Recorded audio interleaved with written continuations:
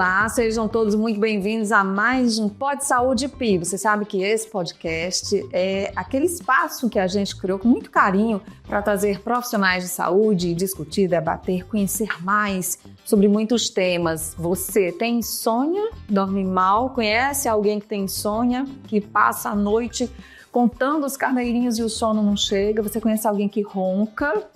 Você convive com alguém que ronca? Você ronca? Então esse é o assunto de hoje aqui do nosso Pod Saúde Pi. A gente vai falar sobre o sono e sobre a importância de ter o sono saudável para todo o resto da vida repercutir, reverberar de uma forma positiva no seu dia a dia. O nosso convidado é o fisioterapeuta especialista em sono, Dr. Antônio José Passos, ou AJ Passos, como ele é mais conhecido. Seja muito bem-vindo ao Pod Saúde Pi. Obrigada. Eu que agradeço o espaço, para a gente conversar sobre esse tema que é muito importante, esclarecer várias vertentes a respeito dos distúrbios respiratórios do sono, e fico muito feliz.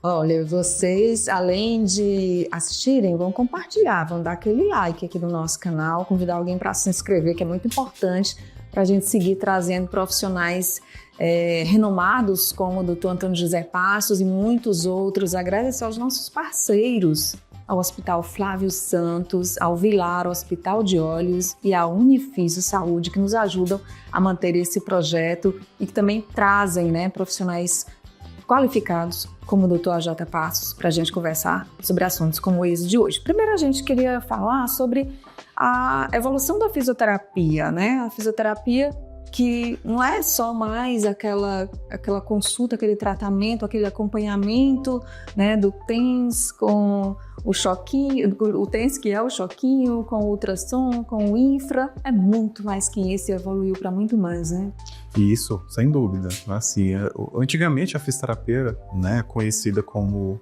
a luzinha vermelha, que geralmente os pacientes chegam e falam, vai botar uma luz vermelha no meu joelho, um choque, parte respiratória, vai dar um tapinha nas costas, fazer um aerosol, tudo, respira, solta. A fisioterapia evoluiu muito, de uns tempos para cá, até de maneira bem rápida, com diversos profissionais bem capacitados, profissionais assim, cientistas que evoluem demais a questão e o crescimento das especialidades, Então saiu muito daquele foco do que é só fisioterapia motora e respiratória. Não, a gente já tem fisioterapia em terapia intensiva, que são profissionais que ficam dentro da UTI. E olha como esses profissionais foram importantes na pandemia. Eu acho que o fisioterapeuta jogaram muita luz sobre esse profissional para justamente mostrar a importância, Porque um profissional está ali ao lado do médico, dos enfermeiros, de toda a equipe de saúde e que tem uma importância gigantesca. Sem dúvida, a Covid-19 ela veio para uma doença horrível, mas que veio para mostrar o potencial desses profissionais que estão dentro da unidade de terapia intensiva. Fizeram um papel excelente. Verdade. Hoje em dia já tem fisioterapeuta na parte de estética, que bem renomados, fisioterapeutas na parte de traumatortopedia, osteopatia, fisioterapia do sono, que é o tema que a gente vai conversar, reabilitação cardíaca, muita área aí, muita área. Eu amo os fisioterapeutas, até porque eu preciso muito dos fisioterapeutas. Vamos entrar um pouquinho no sono? Vamos começar, por exemplo, com a insônia, A insônia é um distúrbio do sono que eu acho que afeta muitos milhões de brasileiros. Eu acho que é uma causa constante de consultas, de preocupação, porque a pessoa que tem insônia sofre muito, Muito, assim. A insônia é uma das afecções principais, juntamente com a apneia obstrutiva do sono, campeão dos pacientes que chegou ao consultório. Principalmente mulheres. Vem muito com o advento também, Nádia, do dia a dia. Eu costumo falar que a tecnologia, que o dia, acaba que fica menor quantidade, porque tem seus afazeres, tem as preocupações, você acaba levando problemas para sua cama que não era para levar.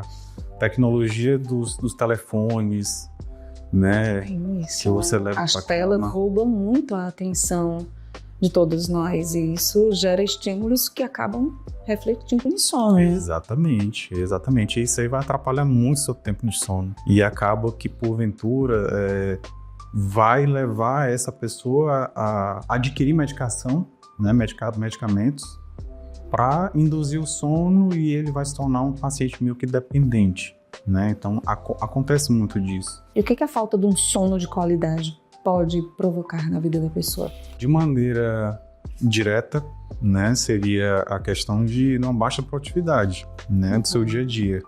Se você tem um tempo de sono reduzido, é sinal que seu corpo não vai descansar, né? Ele não vai entrar naquela fase de sono, que é a fase de sono que a gente chama de reparadora, né, que é o sono de ondas lentas. Então, seu coração bate devagar, sua respiração é lenta. Isso no sono bom. Isso no sono bom, sono de ondas lentas. Então, descarga de hormônio, quando criança, descarga de hormônio GH, nos homens é testosterona. Nessa fase do sono, se é respeitada essa fase do sono, se você tem essas descargas de hormônio de maneira natural, fisiológica.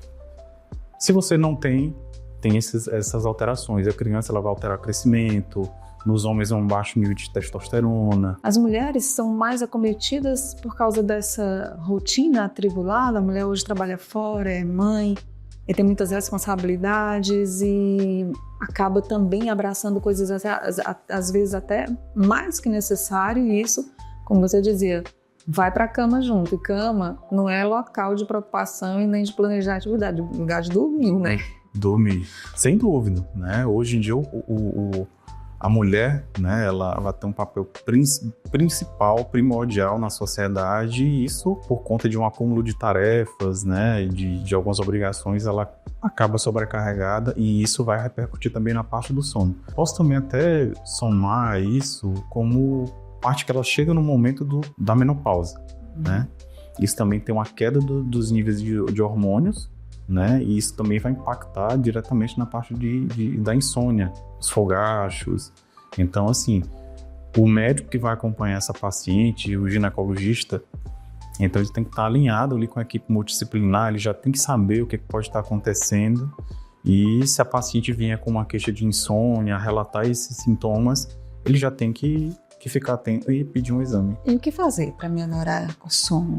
Tem a chamada higiene do sono. Então, o que o paciente que tem insônia deve fazer para melhorar, para ter uma qualidade de sono razoável? A insônia ela é caracterizada, Nádia, assim, se esse paciente ele tem alterações, né? Ele vem tendo essa dificuldade de dormir 3 vezes por semana durante 3 meses. Podemos considerar esse paciente como um paciente insone. Se ele tem isso há menos dias, ou então é meio que fragmentado essas insônias dele, pode ser associado a outra coisa.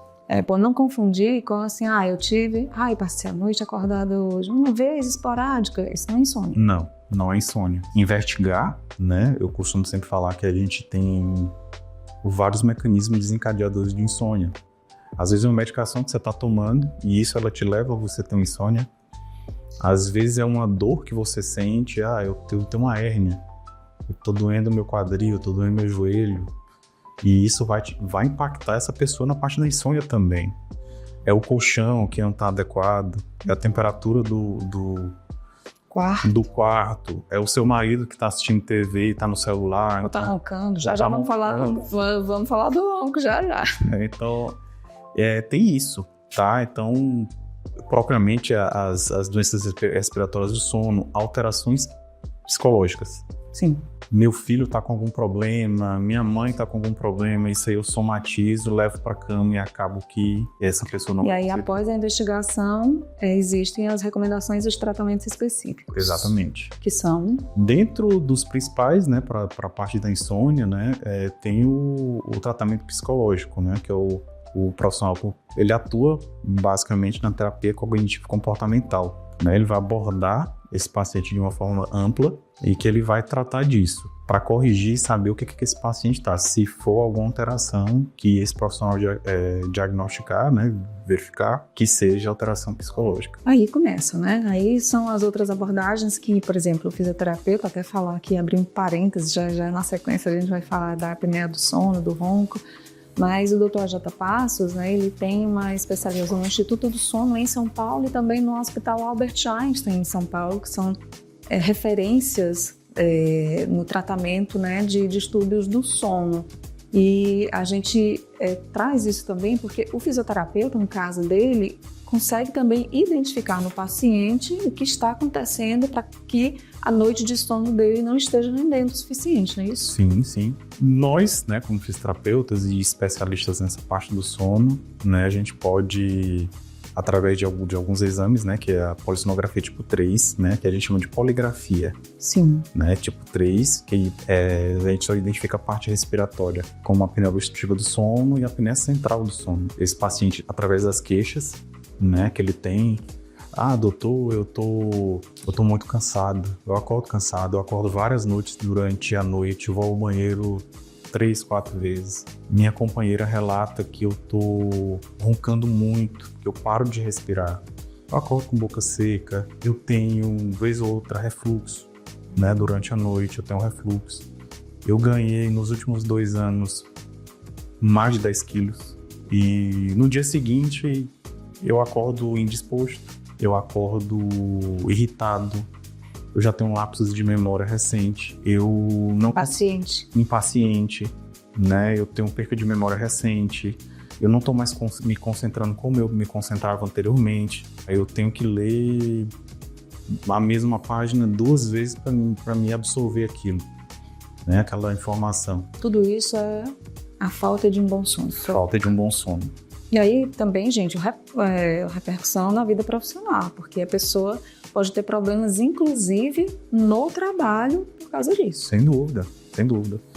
Aí uma pessoa que não dorme bem, um paciente que não dorme bem, ele vai para aquele trabalho, ele vai irritado por conta da parte do sono e do mecanismo que as pessoas não conhecem, não sabem dizer, tá tudo bem, você tá dormindo bem, ninguém vai imaginar isso. Já vai pensar que aquela pessoa é uma pessoa que é improdutiva, que é preguiçosa, que é mal educada, porque tá tratando os outros de maneira ignorante, e aí acaba que essa pessoa é penalizada. Né, penalizada, eu até falo que injustamente. Se fosse de conhecimento de todos, bem difundido, sem dúvida nenhuma, ele poderia fazer uma investigação da parte do sono e ver como é que tá. Gente, o sono é um pilar importantíssimo, né, para a qualidade de vida da gente. A gente sempre fala, né, atividade física, alimentação e sono. Exato. A Associação Brasileira de Cardiologia, né, ela já incluiu o sono como um dos pilares aí para uma boa saúde. Cardio. Você não tem um sono bom, você pode ter naquele momento ali, uma hipertensão arterial, você pode ter uma arritmia cardíaca, né? Você pode sofrer um infarto. E aí a gente vai entrar um pouco nisso agora. A pessoa que ronca, né? A pessoa que ronca, você falou da polissonografia, que é um exame que identifica assim, eu tenho tantas apneias do sono durante a noite, eu paro de respirar tantas vezes. E aí tem um impacto na condição respiratória e cardiológica dessa pessoa muito importante. Eu queria que você descrevesse isso pra gente, por favor. Sem dúvida. Assim, paciente que ele tem essa obstrução, vamos falar aqui da apneia obstrutiva do sono. O que é? A apneia obstrutiva do sono é uma obstrução das vias aéreas superiores, geralmente na região de base de língua, que a gente chama de faringe. Quando nós iniciamos o sono, a gente vai entrando nas fases do sono que vai se aprofundando mais ainda esse sono, e toda essa musculatura ela vai relaxando. Mecanismos da apneia obstrutiva do sono são vários. Eu posso escrever alteração craniofacial, eu posso escrever hipotonia de musculatura, né, dessa musculatura do pescoço. O ganho de peso. A bebida alcoólica. O álcool ele aumenta também muito, porque o álcool é um potencial relaxante, então, e indutor do sono também, um mau indutor do sono. Mas ele induz o sono e acaba que você relaxa e aumenta as apneias. Então, essa musculatura vai relaxar. Sim. Ela relaxando, ela vai se fechando. E o que mantém a gente vivo é o oxigênio. Esse espaço onde o oxigênio passa, ele vai se fechando. Chega um momento que ele se fecha, ele obstrui, se fecha total. Oclui. E o oxigênio que é o vital, ele começa a cair, que a gente chama de hipoxemia. Ele vai caindo. Geralmente o normal do oxigênio é de 90 a 100. A gente está lembrando aqui da época da Covid, como medir a saturação. Então cai a saturação. Cai a níveis, vai depender muito da questão do paciente, mas eu já tive pacientes que a saturação caía a 40. Meu Deus! A pessoa quase morre. Isso. Como é que funciona isso fisiologicamente? Qual é a repercussão? Assim, a pessoa para de respirar durante tantos segundos e a pessoa volta como? A partir de 10 segundos a gente considera já como uma apneia do sono obstrutiva, né? 10 segundos com queda de saturação. E essa saturação começa a cair, né? O corpo ele entra meio que em um colapso, porque o coração ele precisa de oxigênio. Na verdade, todo o corpo. Mas quem recebe esse oxigênio é o pulmão. Se ele não está recebendo, ele não vai mandar para o coração, que é o órgão que está direto com ele. E o coração não vai mandar para nenhum órgão, cérebro, tecidos, rim. Ele não vai bombear esse oxigênio porque não está chegando. Então vai ter níveis extremos que o corpo vai dizer o seguinte, a gente está aqui em estado de alerta. Se a gente não tiver aqui meio que um mecanismo de sincronia, a gente vai falir, a gente vai parar. E há casos de pessoas que durante o sono acontece tudo isso que você falou, infarta. Sim. Infarta, vem a parada respiratória. Um AVC, né? Chega momentos numa saturação muito baixa que o cérebro desperta. Ele tem os despertares que são medidos também na polissonografia e chega um momento extremo assim que leva a despertar. É como se a pessoa morresse e ressuscitasse várias vezes à noite? Isso. Eu sempre costumo falar para meus pacientes assim, para bem explicar para eles, quando eles estão no consultório, eles entenderem bem a questão da doença. Imagine que você está dormindo e você está com a cabeça dentro de um balde de água. Aí você dorme e está com a cabeça lá. Quando você está perdendo fôlego, você levanta a cabeça. Só que aí você dorme de novo e põe a cabeça de novo no balde. E isso aí se repete várias vezes durante uma hora. Quantas vezes? A gente mede a apneia, a métrica da apneia. A gente faz o seguinte, a medição dos índices de apneia e hipopneia. Então, se esse paciente ele fez a polissonografia que o médico pediu e essa apneia veio de 5 a 15, ele tem uma apneia leve. Se ele faz e tem de 15 a 30, ele tem moderada. E se tem acima de 30, ele tem apneias graves. É um paciente que eu posso considerar assim, ele tem uma apneia leve, mas ele é sintomático. Então a gente tem que tratar. A apneia, há casos de pacientes que têm quantas apneias assim? Eu já cheguei a ver pacientes com 89 de apneia. 89 vezes durante a noite ele tirou a cabeça do balde e botou. Isso. A gente se sufocando. A partir de 30 já é grave. 89 é um paciente que a gente olha e diz assim, a gente olha para o exame, olha para ele e diz, não sei como você está aqui. Como você está aqui. Essa história do balde é uma analogia bem... Porque a gente lembra muito, por exemplo, na Covid, né? Que o paciente tinha essa sensação, aquela perda de capacidade respiratória e como se a pessoa estivesse se afogando no seco, né? A gente ouvia muito falar sobre isso. Exatamente. É algo parecido. É algo parecido. E aí, para tratar isso, doutor? Tratamento, né, da parte da apneia obstrutiva do sono, são vários também, né? Mas o padrão ouro é o CPAP. O que é o CPAP? O CPAP é um aparelho que ele é ligado à energia, eu costumo dizer, é um gerador de fluxo. Ele gera uma pressão de ar, onde ele vai manter essa via aérea aberta. Ele é ligado à energia, ele gera um fluxo de ar, ele puxa o ar do ambiente de forma muito silenciosa e gera uma pressão do ar, vai através de a gente chama de traqueia, cânula, e vai uma máscara no nariz do paciente. Tem máscaras de nariz, intranasais e máscaras faciais, mas a primeira indicação é máscara de nariz. Então, ao conforto do paciente, ele se sente mais tranquilo, até para a parte de adaptação também. Então, esse paciente ele vai usar esse aparelho, vai jogar essa pressãozinha de ar, esse fluxo de ar para manter essa via aérea aberta. O que é que eu quero com isso? O que é que se quer? É que não haja mais obstrução. Deixa livre a passagem do ar. Deixa livre a passagem do ar. Consequentemente, ele não vai ter queda de oxigênio. Não tendo queda de oxigênio, o pulmão vai mandar aquela quantidade normal de oxigênio para o coração, que manda para o cérebro, manda para o rim e não há despertares. E o paciente consegue respeitar todas as fases do sono de maneira normal. Olha que maravilha. Acorda bem. Acorda bem. Os relatos são verdaderos. Pois não, sobre os relatos. Os relatos são maravilhosos. Já chegou a ter paciente que eu atendi que tinha acabado de chegar de viagem. Ele disse, doutor, eu acabei de chegar de viagem, não fui nem em casa. Eu vinha de São Luís, com minha esposa e meus filhos, e vinha dirigindo. Peguei no sono, o carro foi para o acostamento, eu consegui puxar o carro. Paramos, o carro rodopiou, mas graças a Deus não aconteceu nada de grave. Eu tinha feito esse exame há um tempo atrás, há uns 4 meses atrás, e lembrei só, nessa parte do sono e tal, eu não vou mais hesitar. Eu escapei, né, de um acidente com minha família, meus filhos, e eu vou imediatamente procurar um tratamento. Fez o tratamento, continua fazendo, não tem relatos mais de sono, qualidade de vida melhor. Ou seja, ele pegou o carro depois de uma noite que ele achou que tinha dormido, e não dormiu também porque ele tinha um problema respiratório, e aí caiu no sono e por pouco não aconteceu uma tragédia. Exatamente. E aí eu sei que são muitos esses relatos. A adaptação do paciente para o CPAP é tranquilo? Vai variar. Sim. Vai variar bastante. Eu sempre costumo falar o seguinte, quando o paciente ele é muito sintomático, ele tem sonolência diurna excessiva, ele é irritado, ele é um paciente que ronca muito, que já chega até a ter separação de quartos, que isso é comum também nos casais que vão no consultório. A esposa dorme num quarto, ele já vai dormir em outro. Então, quando ele passa a usar... Os casais é assim. Quando ele passa a usar, já muda a qualidade do sono, ele já sente o impacto, porque é imediato. Ele pode ter ali 1, 2 dias de dificuldade, mas logo se adapta. Pode. Isso é normal, né, gente? É um equipamento, tá entrando na sua vida. Toda mudança de hábito requer constância até você conseguir. Isso. Passou a dormir o quê?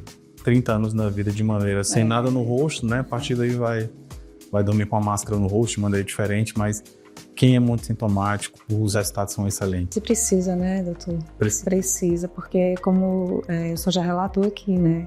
Há casos gravíssimos que podem acontecer a partir de uma noite mal dormida ou de um relaxamento no tratamento.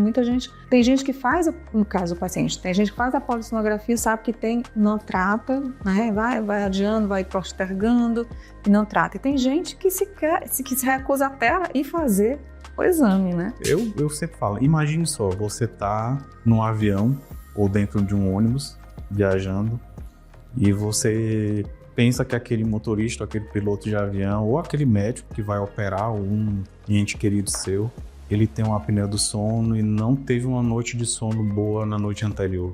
Como é que você vai se sentir seguro? Né? Por causa de acidentes automobilísticos aí, tem muita coisa relacionada a sono. Motoristas de caminhão que tomam medicação para ficar acordados, aumentar cada vez mais o tempo de trabalho deles. Isso aí, a conta chega. A conta chega. Há casos em que o paciente que tem insônia, dificuldade de dormir, apneia obstrutiva do sono e que tem outros transtornos associados e que podem ter mais complicação. Exemplo, TDAH. TDAH é um transtorno que o paciente, se não dorme e tem todo o outro contexto, às vezes pode ter irritabilidade, impaciência, associada à falta de um sono de qualidade, isso pode piorar. Pode sim. Está muito associado a crianças. Sim. Né? Crianças que não dormem bem, a tendência de ter um transtorno de déficit de atenção é muito, muito elevada. E são crianças que, assim, geralmente a parte de crianças, entrando para a adolescência, já os distúrbios do sono deles são mais relacionados à questão de ritmo. Eles vão começando a entrar na adolescência, então, celular, videogame, TV, então ele começa a consumir esse tempo de sono na noite dele. Era para ele dormir 9 horas da noite, para acordar às 6, ter um sono reparador, descansado e ir para o colégio, né, fazer suas atividades. Mas em vez de 9, ele está dormindo 11, meia-noite e está acordando no mesmo horário que ele acordava antes. Então, reduziu o tempo de sono. O rendimento escolar cai. Então, papais e mamães, cuidado na regulação do sono dos filhos. Sem dúvida. E é difícil, porque controlar adolescente às vezes é difícil. A criança é um pouco mais fácil. Muito difícil. Muito difícil mesmo. Mas, gente, vamos voltar para o CPAP, porque eu queria falar sobre a importância de você ter um aparelho bem regulado. Porque muitas vezes o paciente passa tempo, não regula o CPAP ao invés de ajudar, pode dificultar. Importantíssimo. Falo também na questão do profissional capacitado para você regular esse aparelho. São aparelhos que eles jogam uma pressão de ar no seu pulmão, né? O pulmão é elástico. Ele não pode ter um volume excessivo, senão ele estoura. Então, se você jogar uma pressão de ar muito elevada, você vai identificar. É casos até de alguns casos que eu já cheguei a ver, de pacientes que, eu vou comprar o CPAP na internet. Eu já sei que eu tenho apneia, eu vou comprar o CPAP na internet e vou regular, pronto. coloca, o dia não é agradável, a noite não se torna agradável, porque ele tem várias queixas de sintomas, o aparelho não está totalmente regulado, e ele fala, não me adaptei ao aparelho, ou eu vou, são relatos que eu escuto, ou eu vou morrer, ou então eu vou procurar outro tipo de terapia para fazer. Sendo que ele não fez a coisa certa, né? Procurou um profissional que é capacitado para regular. Né? E já impacta muito a questão da própria adaptação. E aí, minha gente, vocês vão continuar levando aquela cotovelada da mulher toda vez. É outro problema, né? Tá roncando aí. A cosa, vamos ver, da corda com a cotovelada. É verdade. Então, para evitar esses problemas todos, nada melhor do que procurar um profissional capacitado. Doutor Antônio, de que forma a tecnologia, que tem avançado e muito rapidamente, tem ajudado o profissional que é especialista no tratamento do sono a ajudar essas pessoas que precisam? A tecnologia vem avançando muito, principalmente nessa parte da parte de investigação do sono. Os smartwatches, né, os celulares, né, coadjuvantes, os aplicativos também são muitíssimo importantes. Às vezes você tem um celular que você põe ele na cabeceira da sua cama, ele te dá um diagnóstico, não vou dizer como da polissonografia, porque é padrão ouro a polissonografia, mas ele vai te dar ali um encaminhamento que alguma coisa está errada. Sim. Né, os relógios hoje em dia a gente já tem mecanismos de actigrafia. O que é isso? O que é actigrafia? Que é também um tratamento, meio que um exame que vai ajudar no diagnóstico da insônia, né? Esse é um relógio que você fica no braço esquerdo, e ele vai te dizer as posições, a movimentação que você tem durante o sono, se você está em decúbito lateral esquerdo, direito, se durante aquele sono você se mexeu, então vai fazendo uma contagem do dia com noite, e aí se tem um X. Os relógios hoje, os smartwatches, eles têm essa tecnologia saturação, que mede a saturação de oxigênio, eles já vêm incorporados os oxímetros. Tempo de sono também, mas eles se baseiam muito, Nádia, esses smartwatches e os aplicativos, eles se baseiam muito na questão de movimentação. Você teve um sono profundo. Você se mexeu um pouquinho, aí ele... Isso, se você se mexer, ele já vai sair do sono profundo. Ele já vai dizer, você não teve um sono profundo. Então, ainda cabe ainda aperfeiçoamento muito dessa parte. E aí é por isso que é importante falar sobre exames que têm um resultado detalhado. Eu queria falar sobre o sono dos idosos.